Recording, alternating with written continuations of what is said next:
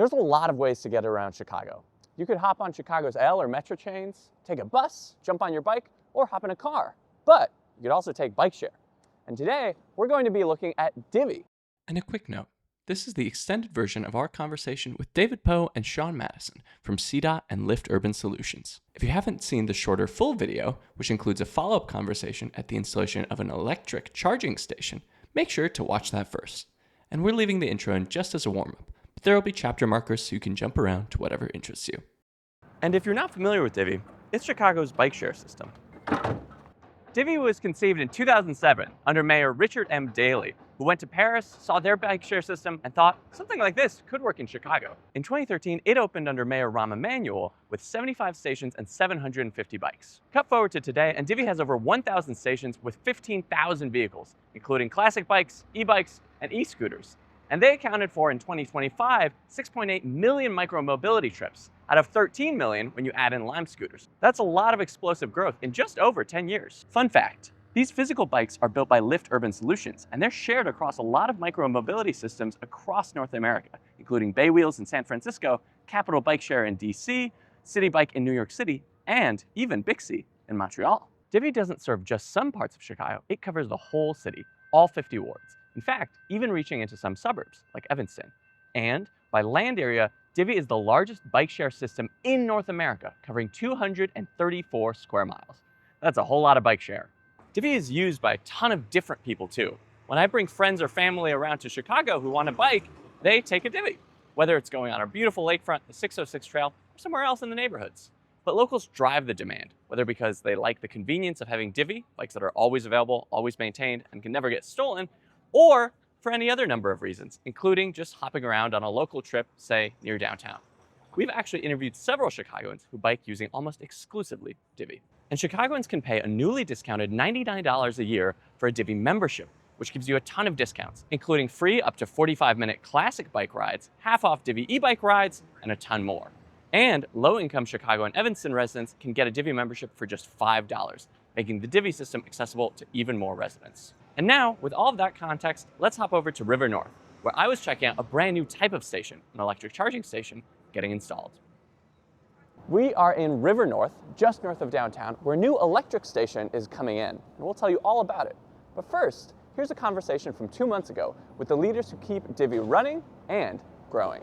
Welcome, gentlemen. Thank you so much for joining us.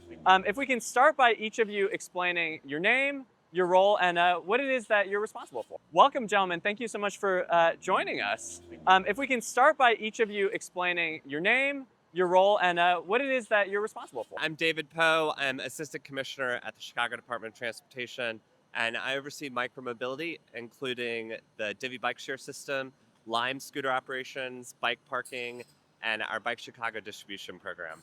And my name is Sean Madison. I'm the General Manager with Lyft Urban Solutions in Chicago, and I oversee the Divvy program on behalf of Lyft.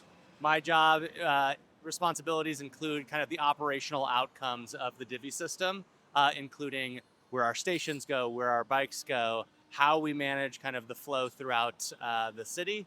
And I work closely with local stakeholders, including CDOT, the wards, and residents and users of the system to ensure those outcomes on a daily basis. Yeah, absolutely.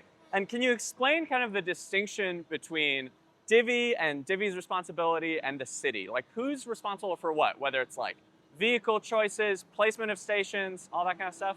Yeah, so the city owns Divvy. It's our municipal bike share system, and we contract with Lyft Urban Solutions to operate the bike share system. But it's a much closer relationship than that sounds. We are very ingrained with one another's operations. I spend a tremendous amount of time with Sean every day, texting at night about how we're going to solve problems for Divvy and then how we're going to create new opportunities for our system that is collectively ours. So when we're siting new equipment, it really depends on where that station's going, but most of the stations are on the city's right-of-way. So on a sidewalk, on a city street, as you can see, between a bike lane and a bus lane and a turn lane. So the city primarily decides where those go. We get input from Lyft to make sure that that is going to be safe for their operations, that they're going to be able to safely and efficiently and effectively maintain that station, that No one's going to hit it. No one's going to damage it with their car or a loading dock or something like that. And so we work with them very closely on that. But ultimately, it's the city's decision on where we put these stations with tremendous input from Lyft. Yeah, absolutely. Anything you want to add to that? Sure. I think Divvy is a really good example of a public-private partnership that works. Lyft is able to bring capital, hardware, software to kind of empower now the geographically largest bike share system in North America. And we work extremely closely with CDOT, as David mentioned, to ensure those outcomes on a daily basis. And stations, I think, when we'll get into the weeds of that, is a really good example of how we do that.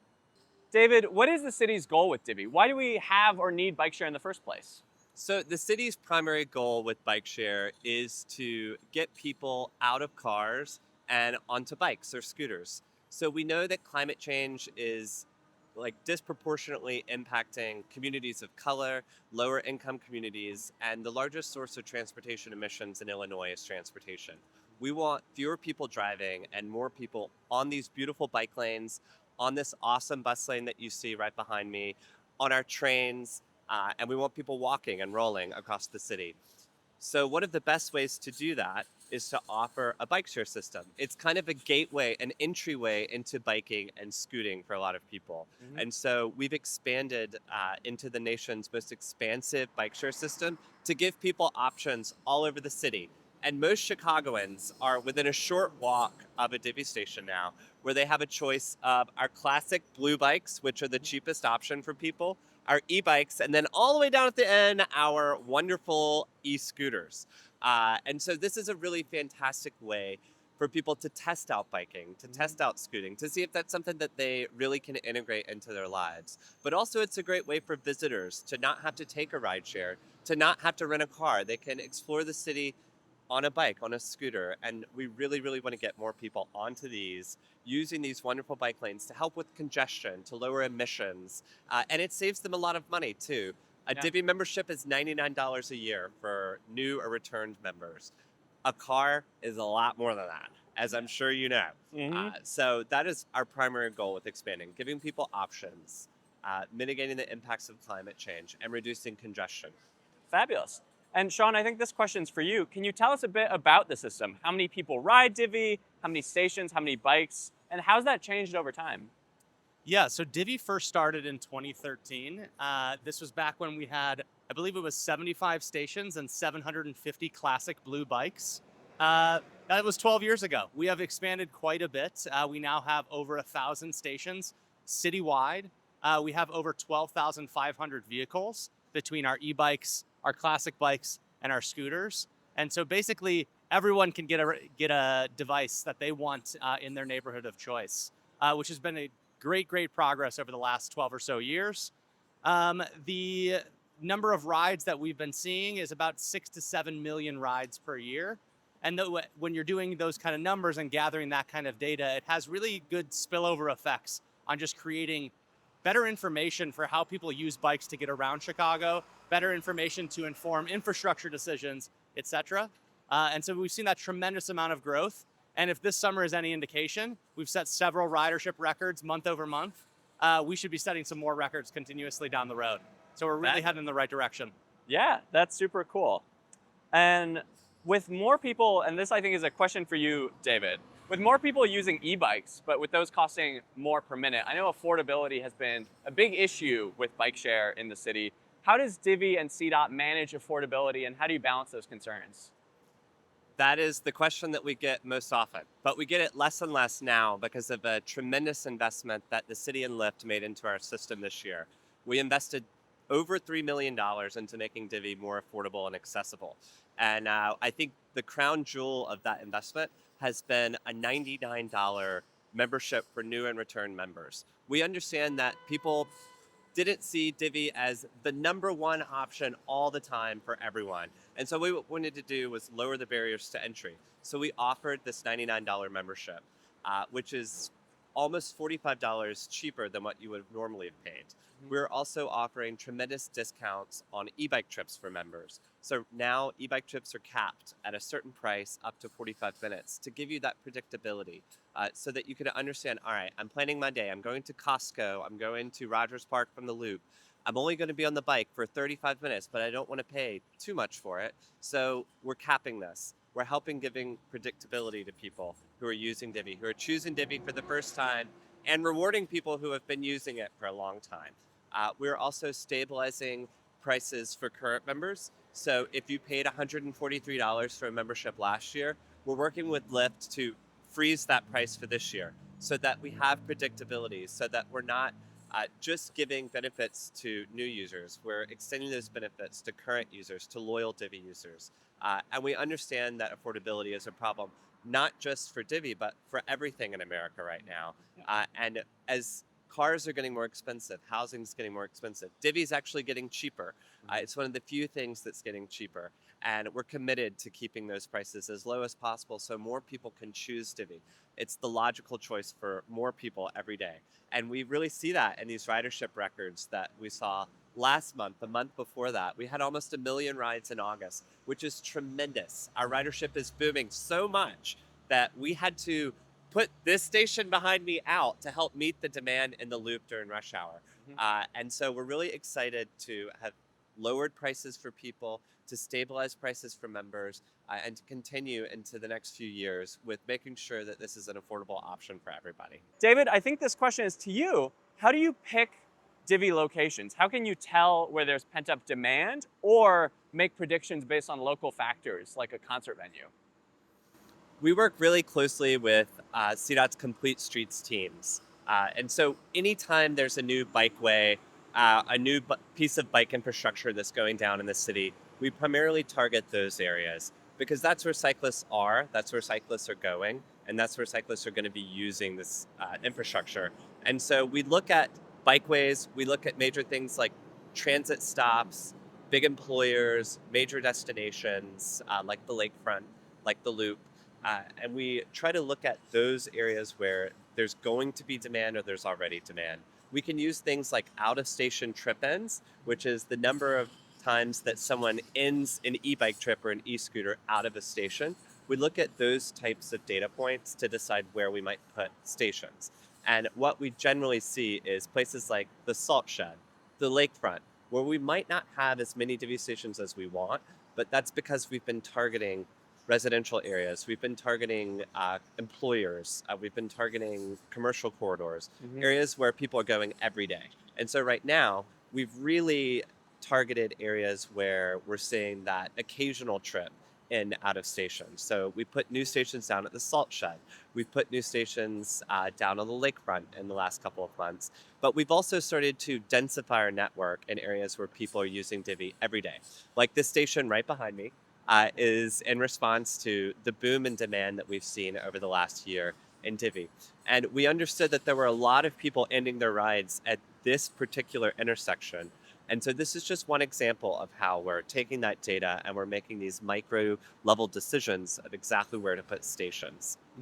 Fabulous.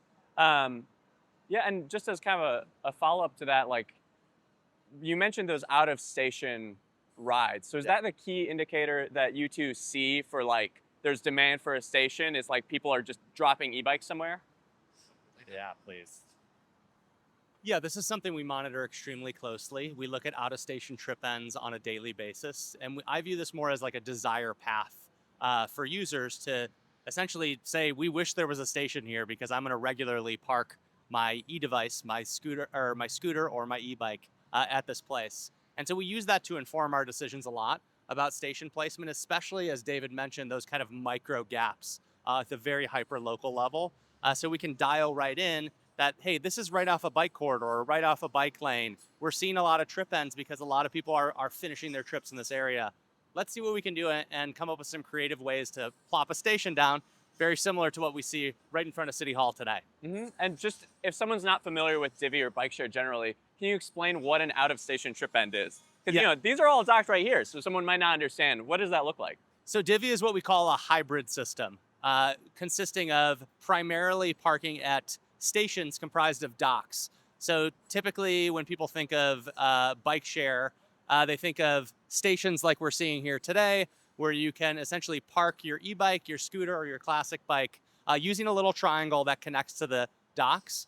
With our e-devices, our e-bikes and scooters specifically, we have the option for a small fee to park out of station. So as long as you adhere to certain rules and lock your device to appropriate city objects, you can park your device outside of the station. Now, this kind of informs us on where users would like a station to be in the first place. So if we see a big agglomeration of devices, we would see that would be essentially like a desire path for where people wish there was a station. And so we use that to inform a lot of decisions when we have infrastructure to deploy on where we should deploy new stations and kind of better meet demand and match supply and demand. Yeah, absolutely. And to put it in more simple terms, basically like if I take an e-bike, it has a lock on its own. I can just lock it to a bike rack, and then I'll pay a little penalty for that. Exactly. But it makes it so I've used that before. If I'm going to a medical clinic and I'm like running late, I'm like, whatever, charge me whatever, I need to lock it. How do you two think, and I'd like you to take turns on this one, so we'll start with you, Sean, since you have the mic. How do you think Divvy has changed biking in Chicago and changed the city more broadly? Yeah, I think bike share in general is aimed to democratize biking in general. I think it lowers the barrier to entry for something that could be viewed by some residents as like a scary thing to try out, biking in an urban environment. And I think bike share essentially like allows you to do that in a low stakes basis. You know, you can just pay the membership, that's a pretty low cost, or even just do a day pass or a one ride to try it out and test the waters. And we do promotions all the time to kind of get people riding on their first ride. I think the proof is also in the numbers that we're seeing. We have over 6 million rides. We are approaching 7 million rides this year alone. And when you have that kind of data that informs decisions about cycling in Chicago, we can leverage that data to inform decisions about infrastructure. And so this really helps the CDOT team and the Complete Streets team to deploy new infrastructure because we know where people are riding, we know where people want to ride, and we know where the need for those bike lanes and improved infrastructure actually is. So this is kind of like a self-fulfilling prophecy in action. And I always say, like, any cyclist should like Divvy because Divvy benefits all cyclists because of those reasons. Better infrastructure, better planning, better data, that leads to better outcomes for all cyclists around Chicago. Fabulous. Yeah, David. So before I joined CDOT, I worked at Active Transportation Alliance around bicycle advocacy. And following up on everything that Sean said, one thing that BikeShare has done for Chicago is it's helped build a community of new cyclists. I've met so many people who said, David, I didn't really get into cycling until I tried a Divvy when my mom was visiting from Wisconsin. Or one weekend I went on the 606 with my friends. Or I was running late to a doctor's appointment and took an e-bike. But I started using it, I got a membership, and now I use it all the time. I can go from door to door instead of having to wait for the bus or the train or having to take a $25 Uber or Lyft.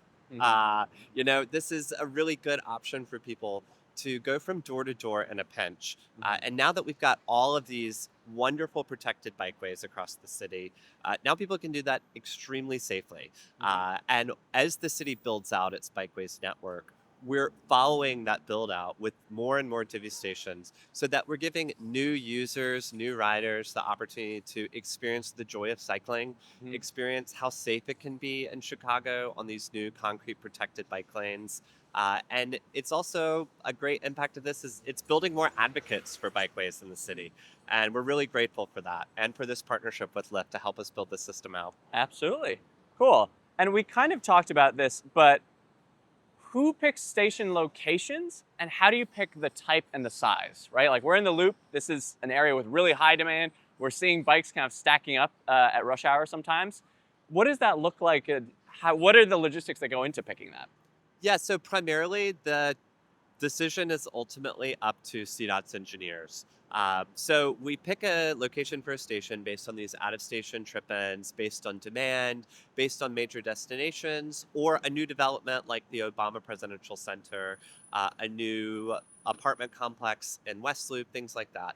But our engineers have the ultimate say on where we can safely put a Divvy station. So Sean and I and our team will have a first pass at where a station might go, where it could fit logically. And then we work with our engineers to make sure that things like a manhole won't prevent us from putting a station somewhere because it might impede normal electrical operations, or there might be some sort of issue with a gas line underneath the station. But primarily, we want to make sure that cyclists can get in and out of the station safely, that it's not going to be hit by a vehicle, and that it doesn't impede the flow of pedestrians and primarily people passing each other in wheelchairs or other mobility devices. This station in particular was a new pilot location because we had never put a station between a bike lane and a bus lane like this before. And so we worked with our engineers, with our Complete Streets team to make sure that people could pull these bikes out of the station without getting into the bike lane.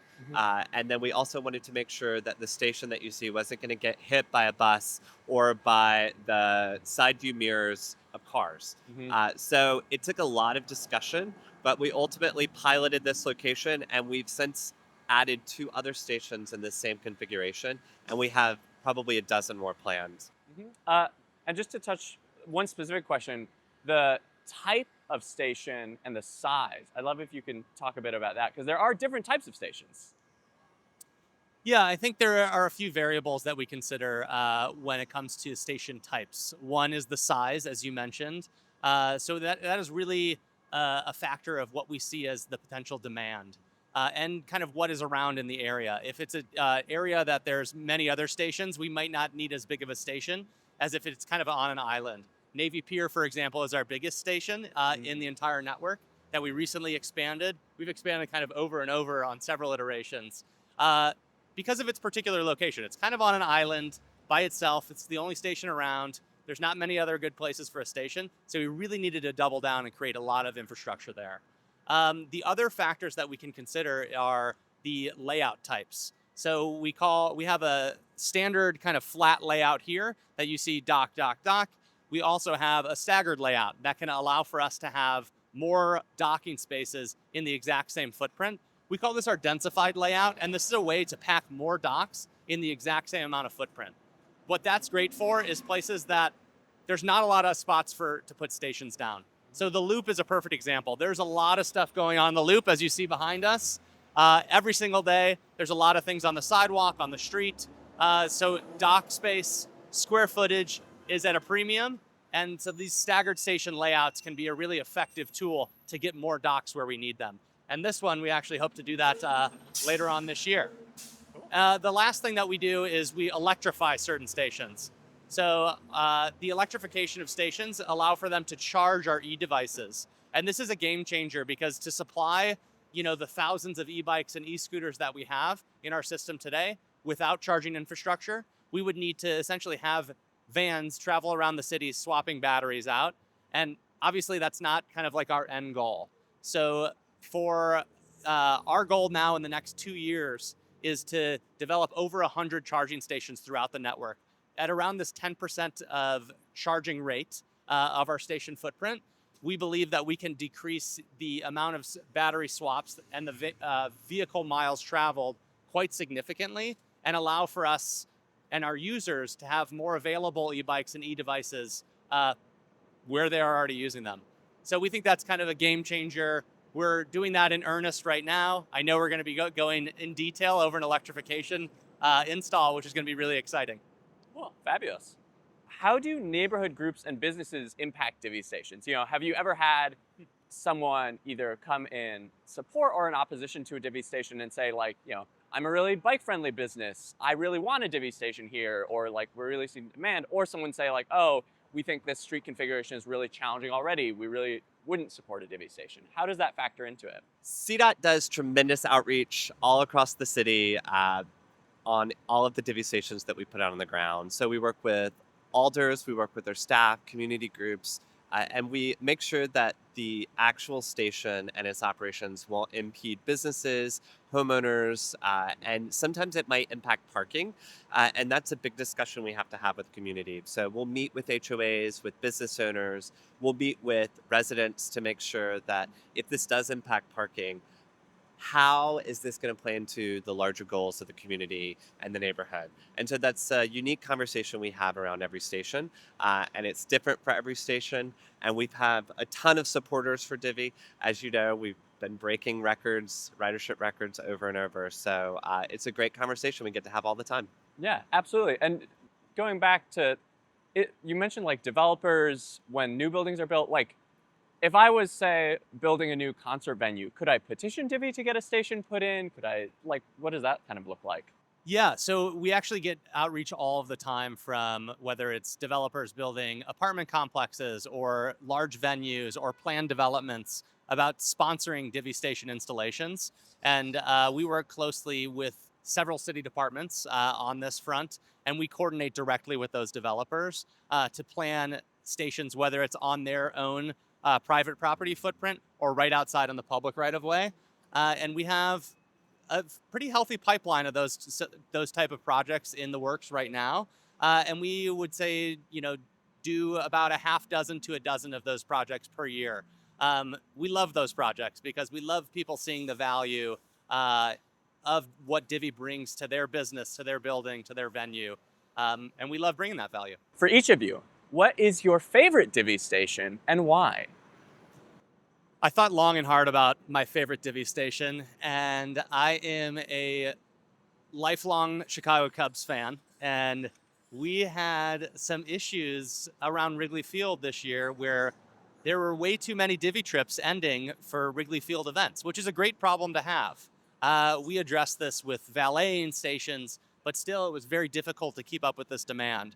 So back in June, we worked closely with the ward, with CPD, with OEMC to come up with some options to clean up the streets and provide more docking points for concert goers, for ball game goers, etc. And we came up with a really creative pilot that we rolled out in June at Addison and Sheffield, literally steps away from the bleachers entrance.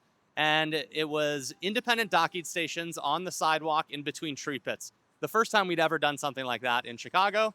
And it was so successful that just 2 weeks ago, we expanded that greatly. We, I think, 4x the station size by expanding into the street, taking over and connecting these disparate different docking stations into one full station. And now we're able to supply many, many more docking points for users of the Wrigley Field stations. We're able to supply and better clean up the streets during big events like Cubs games and just in time for playoff baseball on the north side.